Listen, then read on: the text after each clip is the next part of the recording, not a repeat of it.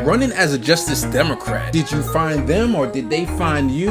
It was a little bit of both. Okay. So initially with Justice Democrats, they were kind of one and the same with Branded Congress in the beginning. Mm-hmm. So there was I think the first Justice Democrat was Ro Khanna, and he was a Californian congressman. So I knew about Justice Democrats already just from watching TYT, and I wanted to be a Justice Democrat from the minute I ran. So like running immediately, I already jumped into the race as a progressive, somebody that was not going to take any corporate PAC money, somebody that was not going to align myself with the establishment.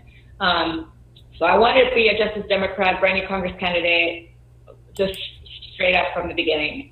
But the process initially was only through nomination. And I myself was one of those people that thought, I can't nominate myself. What am I going to say about myself that's going to make me stand out above anything else?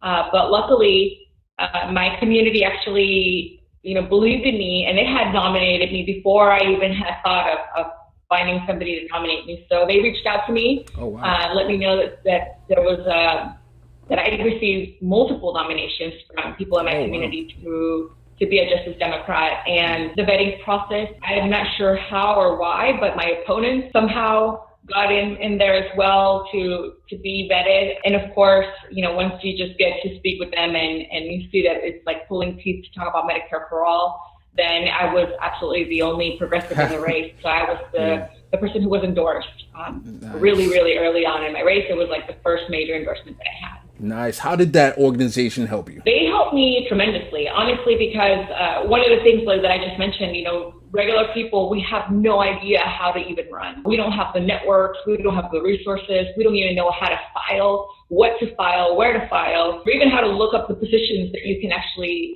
run for.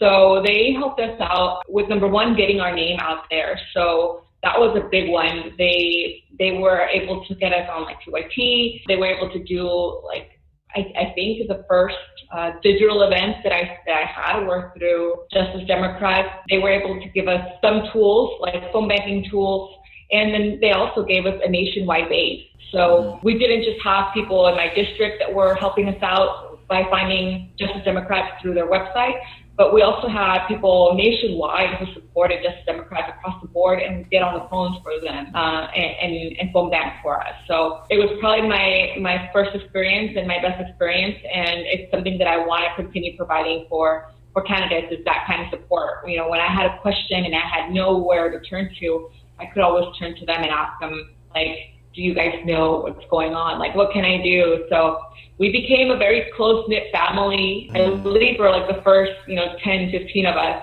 We were like family. We all helped each other out. We created this little group to support each other. And I think that that's something that you even see in the movie Knock Down the House, where, Alex and Paula Jean are calling each other on the phone. That's kind of the relationship that we had, and we still maintain. So with the Justice Democrat, I'm curious what you think about their strategy that they shifted to. In 2018, they kind of cast a wide net looking for candidates. And then in 2020, this time around, they kind of focused on certain districts. And I'm curious what you think about that strategy. I think that's the best strategy. I think that's something probably that I would assume is where they received the most complaints from their Justice Democrat candidates, because we were all brand new.